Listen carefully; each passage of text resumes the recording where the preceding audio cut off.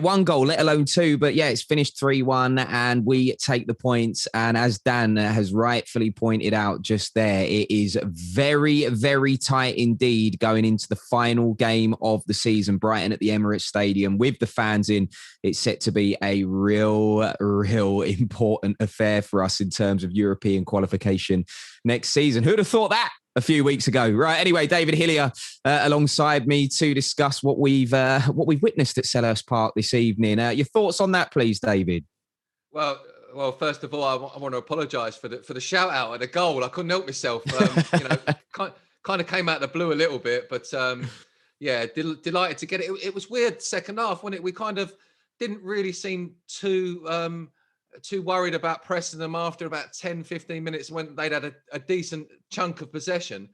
And then all of a sudden, at the end of the game, we burst into life. Me and Dan were complaining about like not having anything up front, not having this and having that. And all of a sudden, 2 goals. But you know, I know I kept saying it, Nick, and I'm an Oba fan. Second half, non-existent. First half, didn't get involved in much. Body language, a little bit sort of subdued, maybe a bit unconfident. We need to get a confident Oba back. If we're gonna push on next season and look for those champions, we need Oba in, we need Lacazette in, we need them what they was like when they was first in their partnership, firing and confident. But other than that, I mean, it was a great end to a game. Arsenal didn't have a shot up until 84 minutes or 83 minutes, and then 2 goals. I mean, yeah, it was a good end to a pretty damp squib of a second half.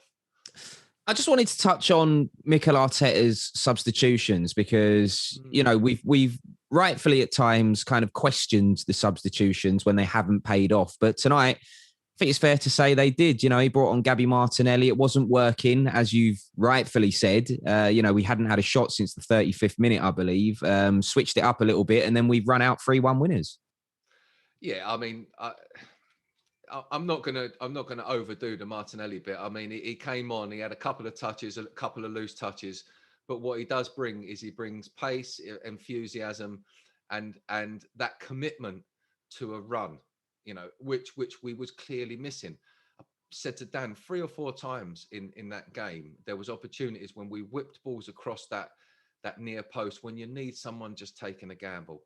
Someone who's after that carrot, someone who's really hungry for it.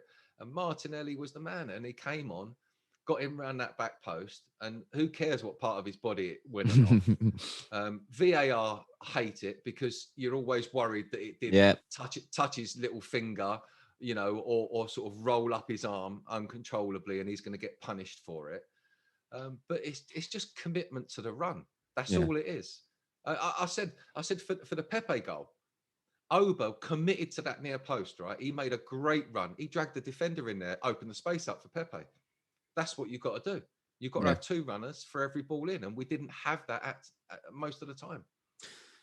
Just to let you know what's happening on the pitch at Selhurst Park at the moment. I feel slightly bad because obviously we've won the game, but Roy Hodgson is with Steve Parish, the Crystal Palace chairman, in the middle of the pitch being presented with I can't really tell what's in the box. It looks like a nice ornamental piece and a picture as well. Pat Rice is in the crowd as well, which is nice, wearing his Arsenal mask. That's what we love to see. Lovely.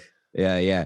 Right, I think we should get into the 3 things that we learned from tonight's performance then. Let's have a look at the first, and it is about this man, Nicolas Pepe, starting to showcase his European form in the Premier League. And boy, did we need it. LJRC here, Liam says, when Nicolas Pepe is on it, his ability is an absolute joy to watch. Babs says Nicolas Pepe in the Arsenal away kit is the one. He always gets a goal contribution when wearing it. And William here says 17 goals and assists in 24 starts across Premier League and Europa League for Nicolas Pepe. Whisper it quietly, but he's having a very good season. Yeah. This is 18 now, by the way, of course, because that tweet would have been done before the goal at the very end. But it's interesting, isn't it, how context is everything? Because, I know some people, because of the price tag that he came with, some people wanted to see things more quickly and wanted, like a Thierry Henry to pick up where Thierry Henry left almost. But, he is showing us his value now and what he can do.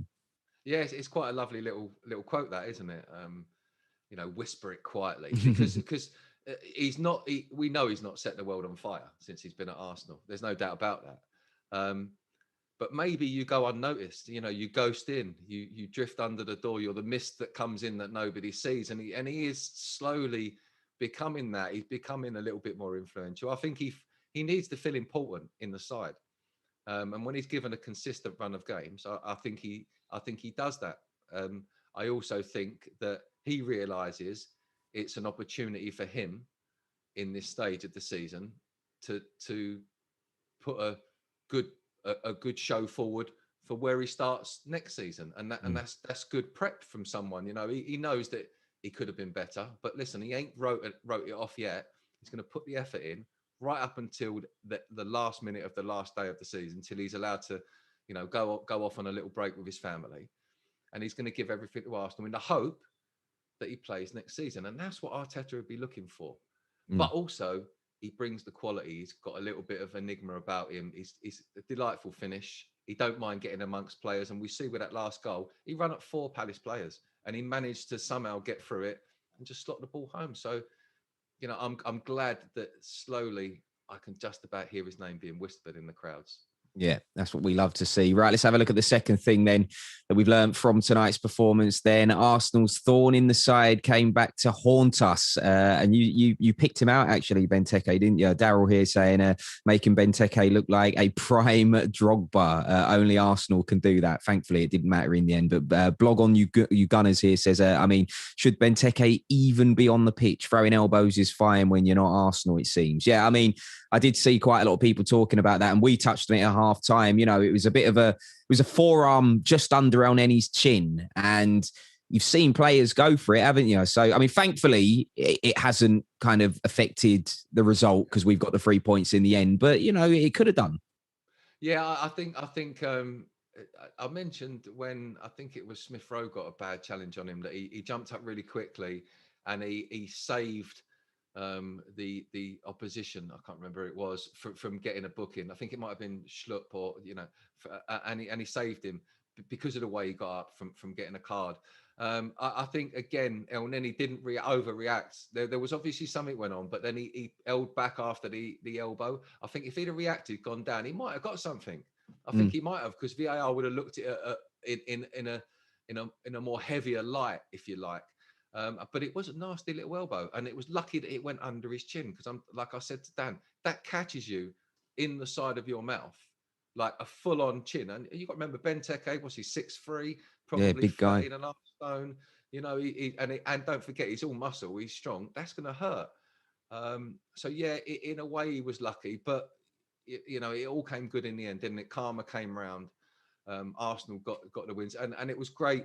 The karma with Tierney as well. I can't get over that with Ward, getting the assist to get us back in the game, and that's what the fun that fans bring to the game, Nick, and the other side of it, it's almost like another dimension now we're dealing with. Now we can have a wind up with people, and we can get players on the go, and our fans will do that. Well, actually, Dave, that's where we're going next. Let's have a look at the third thing then that we learned from tonight's performance. Arsenal overcame, home advantage right at the death, and you were mentioning it there. Obviously, it's all Palace fans in there tonight, and yes, you might think, oh, well, that's a negative against us, but I'm sure the Arsenal players are probably feeding off of it as well. Yeah. I think we definitely saw a more physical side today from Palace because of the fans there. Absolutely. And we saw Zaha doing more begs for penalties than we ever do, ridiculous ones. The dive at the end. Jeez. Yeah. And then going down, 2 arms up, like, I don't get it. I think that needs to be kind of stamped out of the game. That's a bit. But it brought a nice dimension to the game. The Arsenal players were up against a little bit more. And I think maybe in the end that paid off. Maybe Arsenal thought, I've had enough of this second half. We've made a couple of changes. We look pretty good. And they made the extra effort. Martinelli come on and kept them really quiet and shut them up. And then Pepe finished it off. So, it was a good end to a pretty average second half for the majority of it. What is it, 10,000 fans back in the Emirates next week, Dave? That would be nice, wouldn't it? Can't wait. Yeah, I just wish I was one of them. Yeah. Nick. But unfortunately, as you know, we're still we're still got to keep the social distancing stuff for the media side of things until hopefully next season. But it'd be great for them fans. You know, I'm so envious. I would absolutely give up this position now. They can come and do this job at the weekend, and I will have your season ticket, no problem. I'll clear it with the media department. You're really lucky to be in the stadium, get behind the players, because you know it's going to bring us 5 wins at the end of the season. It's going to bring us good hope for next season. Yeah, I think it's a no-brainer. Every Arsenal fan in the world will want to be there. And it is all to play for. I mean, Thomas Souček has managed to get an equaliser. I'm just looking now for West Ham, which means the table currently, West Ham on 60 points. So if it stays like that, we can still actually finish 6th. So, you know, we will need the fans, won't we? And it's quite ironic, isn't it? Souček scored an own goal for us that enabled us to get a draw against West Ham. That if we didn't have that draw, we wouldn't be in the hope of being able to catch them in that. I mean, it's just ridiculous, isn't it? Yeah. Sort of the connotations of how this season could finish. But yeah, but like I said to Dan, I'm not thinking about that, mate. Nick, I'm thinking I want to win in the last game, finish the season on a high, and you know, just go and have a good summer, players, and be happy with your last efforts in the season. Yeah. Right, David, thank you for your company this evening. Stellar work as always. Right, make sure you join us back here for our final game of the season then at the Emirates Stadium. We take on Brighton on Sunday. At 4 p.m. is the kickoff at 3:30, arsenal.com and the app. But I just want to wrap things up by saying, come on, you West Brom. I'm keeping an eye on that one. Take care, Gooners.